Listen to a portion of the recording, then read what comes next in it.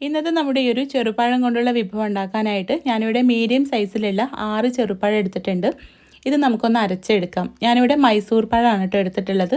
വെള്ളമൊന്നും ചേർക്കാതെ ഇത് നല്ല പോലെ ഒന്ന് അരച്ചെടുക്കാം. ഏത് ചെറുപഴമായാലും കുഴപ്പമില്ല കേട്ടോ. അരച്ചെടുത്ത ഈ ഒരു പഴം നമുക്കൊരു പാനിലേക്ക് ചേർത്ത് കൊടുക്കാം. ഇതിലേക്ക് 1/2 കപ്പ് പാല് ചേർക്കാം. സാധാരണ പശുവിൻ പാലാണ് കേട്ടോ. തേങ്ങാപ്പാലാണെങ്കിലും കുഴപ്പമില്ല. തേങ്ങാപ്പാലാണെങ്കിൽ ഒന്നുകൂടെ നല്ലതാണ്. ഇതിലേക്ക് 1 കപ്പ് ഗോതമ്പ് പൊടി ചേർക്കാം. ഇനി 3 പീസ് ശർക്കരയിലേക്ക് 1/2 കപ്പ് വെള്ളം ചേർത്തിട്ട് മെൽറ്റ് ചെയ്ത് അരിച്ചെടുത്ത ശർക്കരപ്പാനിയാണ് കേട്ടോ. അതും കൂടെ ചേർത്തിട്ട് നമുക്കിതെല്ലാം കൂടെ കട്ടയൊന്നുമില്ലാതെ നല്ല പോലെ ഒന്ന് മിക്സ് ചെയ്തെടുക്കാം. ഈ സമയത്തൊന്നും ഫ്ലെയിം ഓൺ ചെയ്തിട്ടില്ല കേട്ടോ. കട്ടയൊന്നും ഇല്ലാതെ ഒന്ന് മിക്സ് ചെയ്തിട്ട് വേണം നമുക്ക് ഫ്ലെയിം ഓൺ ചെയ്തിട്ട് ഇതൊന്ന് കുറുക്കിയെടുക്കാൻ. അപ്പോൾ ഇതൊന്ന് മിക്സ് ചെയ്തെടുത്തിട്ടുണ്ട്. ഇനി നമുക്ക് ഫ്ലെയിം ഓൺ ചെയ്തിട്ട് ആദ്യത്തെ 1 മിനിറ്റ് ഹൈ ഫ്ലെയിമിൽ വെക്കുക. എന്നിട്ട് കൈ എടുക്കാതെ നമുക്കിതൊന്ന് ഇളക്കി കൊടുക്കാം. ഇത് പെട്ടെന്ന് തന്നെ കുറുകി വരും കേട്ടോ. ഒരുപാട് സമയമൊന്നും വേണ്ട. കണ്ടോ, ഇപ്പം ഞാൻ ഒരു കയ്യിൽ ക്യാമറ വെച്ചിട്ടാണ് ഷൂട്ട് ചെയ്യുന്നത്, അതുകൊണ്ടാണ് കേട്ടോ ചെറിയൊരു ബുദ്ധിമുട്ട്. നല്ല പോലെ ഒന്ന് ഇളക്കിയെടുക്കുക. ഏകദേശം ഒരു 2-3 മിനിറ്റ് ആകുമ്പോൾ തന്നെ ഇത് റെഡി ആയിട്ട് കിട്ടും. ഒരുപാട് സമയമൊന്നും വേണ്ട കേട്ടോ. അപ്പോൾ ഇതായത് നല്ല പോലെ കുറുകി വരുന്നുണ്ട്.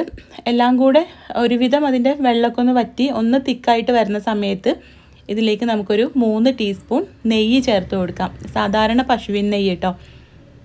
കണ്ടോ, ഈ ഒരു പരുവാകുമ്പോൾ നമുക്ക് നെയ്യ് ചേർക്കാം. ഞാനിവിടെ 3 ടീസ്പൂൺ പശുവിൻ നെയ്യ് ഇതിലേക്ക് ചേർത്തിട്ടുണ്ട്.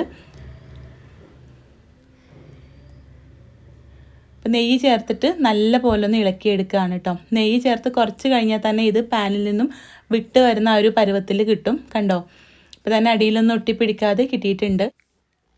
ഇനി നമുക്കിതിലേക്ക് കുറച്ച് നട്ട്സ് ചേർത്ത് കൊടുക്കാം. ഞാനിവിടെ കുറച്ച് ബദാമും കാഷ് നട്ട്സും കട്ട് ചെയ്തതും കുറച്ച് റൈസിൻസും ആണ് കേട്ടോ ചേർത്തിട്ടുള്ളത്. എന്നിട്ട് നല്ല പോലെ ഒന്ന് മിക്സ് ചെയ്തിട്ട് ഫ്ലെയിം ഓഫ് ചെയ്ത് കൊടുത്തിട്ടുണ്ട്. ഇനി നമുക്ക് നെയ്യ് തടവിയ ഒരു പാത്രത്തിലേക്ക് ഇത് പകർത്തിയിട്ടൊന്ന് സെറ്റ് ചെയ്ത് കൊടുക്കാം. ഒന്ന് മുകൾ ഭാഗം ഒന്ന് ലെവൽ ചെയ്തെടുക്കുന്നുണ്ട് നെയ്യ് പുരട്ടിയൊരു സ്പൂൺ വെച്ചിട്ട്. ഏകദേശം 5 മിനിറ്റ് കൊണ്ട് തന്നെ ഇത് നമുക്ക് കുറുക്കിയെടുക്കാൻ പറ്റിയിട്ടുണ്ട് കേട്ടോ. ഇത് നല്ല പോലെ ഒന്ന് ലെവൽ ചെയ്തിട്ട് കുറച്ച് സമയം ഒന്ന് മാറ്റി വെക്കാം. ഞാൻ പെട്ടെന്ന് തണുത്ത് കിട്ടാൻ വേണ്ടിയിട്ട് ഒരു അരമണിക്കൂർ ഫ്രിഡ്ജിലാണ് കേട്ടോ വെച്ചത്, ഫ്രിഡ്ജിൽ താഴെ.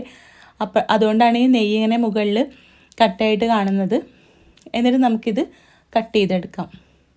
അപ്പോൾ ഇത്രയേ ഉള്ളൂ. ചെറുപഴം കൊണ്ട് വളരെ എളുപ്പത്തിൽ ചെയ്യാവുന്ന നമ്മുടെ ഈ ഒരു ഹൽവ ഇവിടെ റെഡി ആയിട്ടുണ്ട്.